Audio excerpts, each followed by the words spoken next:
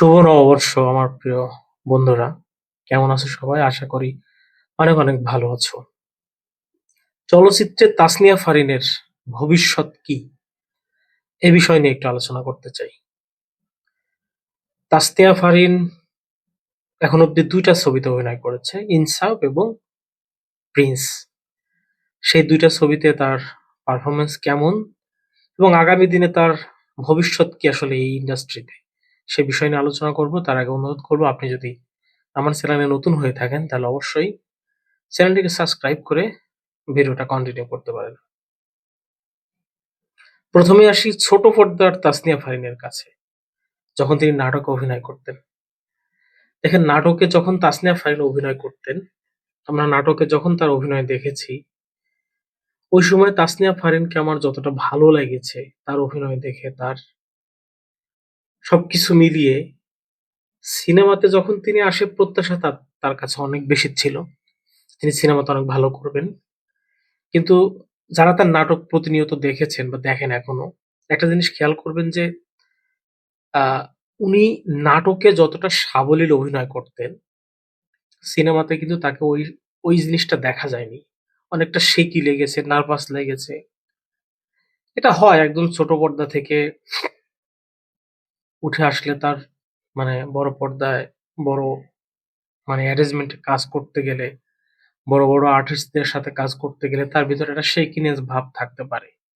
কিন্তু তার মানে এটা না যে তার যে শেকিনেস, তার যে দুর্বলতা এটা সবার চোখে পড়বে। সাবিলা নুরও কিন্তু ছোট পর্দা থেকে উঠে আসা নায়িকা।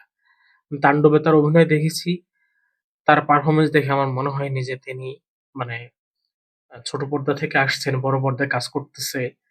তার ভিতরে নার্ভাসনেস টা কাজ করতেছে। এটা তাকে দেখে আমার কখনোই মনে হয় নাই। সাবিলা নূরের ক্ষেত্রে এটা হয়েছে। তাসনিয়া ফারিনের ক্ষেত্রে এটা হয়েছে। তার ১ম সিনেমা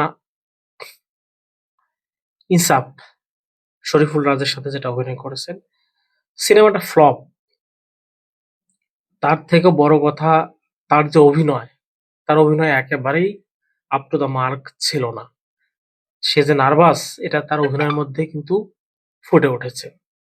তারপর আসি 'প্রিন্স' এর কাছে।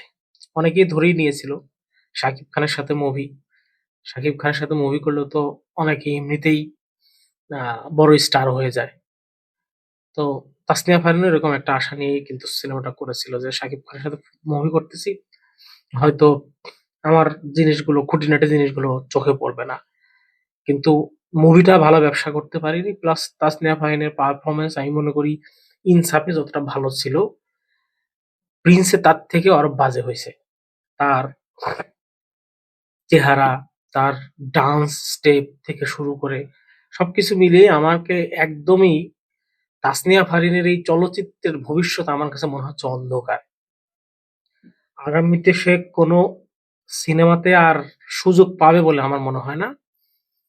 এখন ডিরেক্টরদের মাথায় কি চিন্তা করে সেটা তো বলতে পারব না। তবে আমার ধারণা তাসনিয়া ফারিনের চলচ্চিত্রে ভবিষ্যৎ অন্ধকার। হয়তো তাকে ছোট পর্দায় আবার ফিরে যেতে হবে খুব তাড়াতাড়ি। কারণ এভাবে একটা ইন্ডাস্ট্রিতে টিকে থাকা যায় না। আপনি ২ টা ফ্লপ সিনেমা উপহার দিয়েছেন। তারপরে আপনার অ্যাক্টিংটা আপ টু দ্য মার্ক ছিল না। মানুষ সমালোচনা করেছে সেটা নিয়ে। তো তাসনিয়া ফারিনের চলচ্চিত্রের ভবিষ্যৎ আমি খুব একটা ভালো দেখতেছি না। আমার মনে হয় তাকে চলচ্চিত্র ছেড়ে আবার ছোট পর্দায় ফিরে যেতে হবে এবং সেটা খুব তাড়াতাড়ি। তাসনিয়া ফারিনের অভিনয় সম্পর্কে আপনাদের যেকোনো মতামত থাকলে অবশ্যই কমেন্টস করে কিন্তু জানাতে পারেন। ধন্যবাদ, ভালো থাকবেন।